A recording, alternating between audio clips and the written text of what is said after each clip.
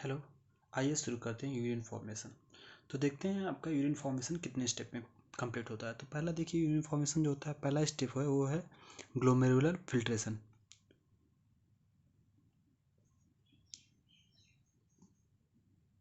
Glomerular filtration और दूसरा step आपका हो जाता है रीएब्जॉर्प्शन।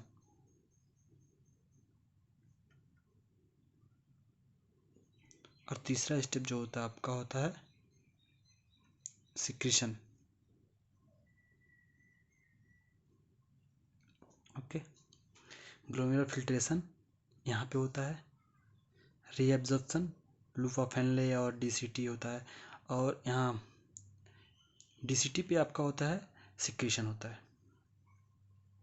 ओके, अब आइए देख लेते हैं फिल्ट्रेशन किसके थ्रू होता है। तो फिल्ट्रेशन में आपकी 3 लेयर पाई जाती हैं। यहाँ पे जो होता है, यहाँ पे इसका हम कट सेक्शन बना रहे हैं। तो यहाँ पे ये होता है एंडोथेलियल। पहले तो कैपिलरीज जो होती है उसकी एंडोथेलियल लाइनिंग होती है, कैपिलरीज की एंडोथेलियल लाइनिंग होती है। उसके बाद बेसमेंट मेम्ब्रेन होती है जो दोनों को जोड़ती है। और इसमें जो होता है बोमेंस कैप्सूल की जो होती हैं कुछ सेल्स होती हैं, पोडोसाइट सेल्स, जो मॉडिफाइड सेल्स होती हैं, पोडोसाइट सेल्स होती हैं। ये 3 लेयर पाई जाती हैं। इस 3 लेयर के थ्रू फिल्ट्रेशन होता है आपका। और इसमें जो फिल्ट्रेट आता है, जो जिसको फिल्टर करते हैं, ब्लड आता है, ब्लड फिल्टर होता है। तो ब्लड के बस प्लाज्मा जो होते हैं वही फिल्टर करते हैं। और प्लाज्मा भी प्लाज्मा प्रोटीन एब्सेंट होता है, मतलब प्लाज्मा प्रोटीन फिल्टर नहीं होता है, बस प्लाज्मा के कुछ सब्सटेंसेस इससे फिल्टर होते हैं। और यहाँ पे एक स्लिट लाइक देखिए, फिल्टर जो यहाँ पे बनता है एक पोर लाइक स्ट्रक्चर बनता है, एक छिद्र जैसा बनता है। तो इसी को कहते हैं फिल्ट्रेशन स्लिट। इसी के थ्रू ये सीधा भी हो सकता है, या फिर ऐसे आके, फिर ऐसे आके, फिर ऐसे आके, फिर ऐसे, मतलब एक पोर बनता है, एक पोर बना रहता है जिसके जिसके थ्रू फिल्टर होता है। ये चीज़ देख लिया आप। अब आइए देखते हैं कि फिल्ट्रेशन कैसे होता है, कितना उसका है। तो आप देखिएगा, एक वेंट्रिकल जो होता है, एक वेंट्रिकल जो होता है वो 5 लीटर ब्लड पंप करता है। या तो आप कार्डियो में पढ़ चुके होंगे। 5 लीटर ब्लड पंप करता है, ठीक। ओके, और जो होता है 11 ml या 1100 या 1200 ml जो होती है, आपका ब्लड आता है किडनी में, इसके थ्रू फिल्टर होता है। ओके, 1100 से 12 ml ये किडनी में आता है, फिल्टर होता है। अब आइए देखते हैं, यहाँ पे आया ब्लड और यहाँ पे आया, फिल्टर हुआ। तो फिल्टर होता है जब, तो उसका प्लाज्मा, बस आपको बताएं प्लाज्मा, और जो भी ब्लड होता है उसका 55% जो होते हैं सेल्स होते हैं और 45% प्लाज्मा होता है। तो 45%, इसे 1200 ml का 45% प्लाज्मा होता है, लेकिन कुछ प्लाज्मा प्रोटीन भी होते हैं। तो प्लाज्मा प्रोटीन तो फिल्टर नहीं करता है, कुछ सब्सटेंसेस फिल्टर करते हैं। तो जितना फिल्ट्रेट आता है वो होता है आपका 125 ml। यहाँ पे फिल्टर हुआ जो आया है यहाँ पे 125 ml। तो 125 ml को क्या कहेंगे? Glomerular glomerular filtration rate. Glomerular filtration rate होता है उसे 125 ml पर मिनट। 1 मिनट में 125 ml फिल्टर होता है। तो इस तरह से देखा जाए तो एक दिन में आपका 180 लीटर फिल्टर होगा। एक दिन में आपका 180 लीटर फिल्टर हो जाएगा।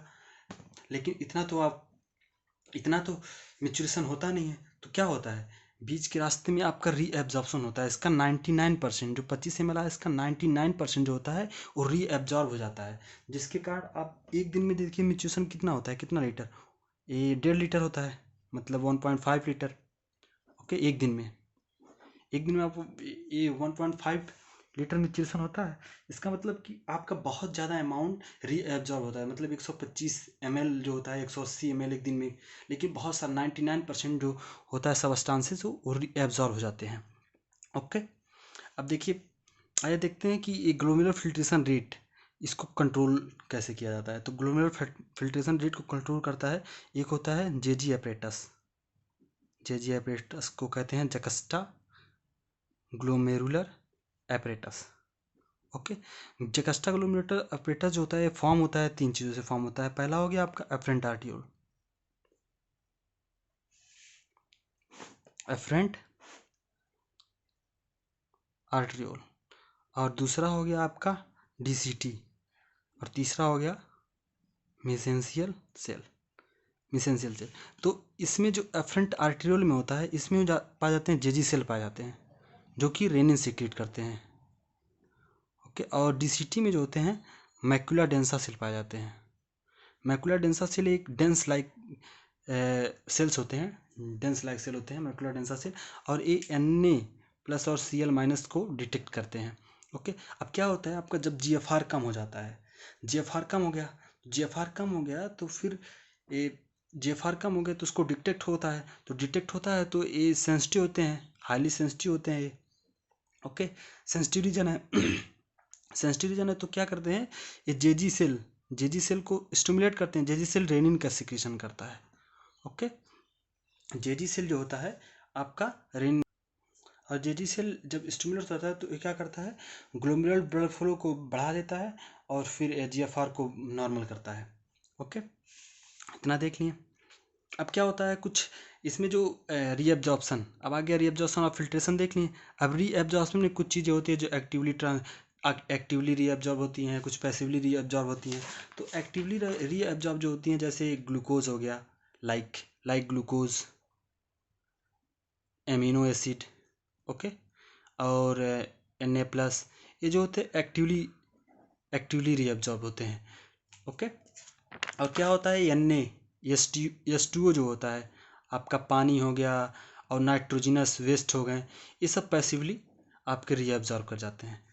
रीअब्जॉर्प्शन आपका यहाँ पे PCT, loop of Henle, DCT में भी होता है।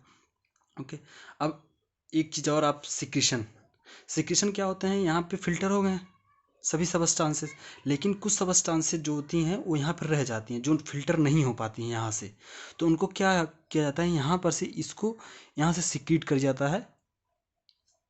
दिया जाता है यहाँ पे, इसी को कहते हैं सिक्रीशन।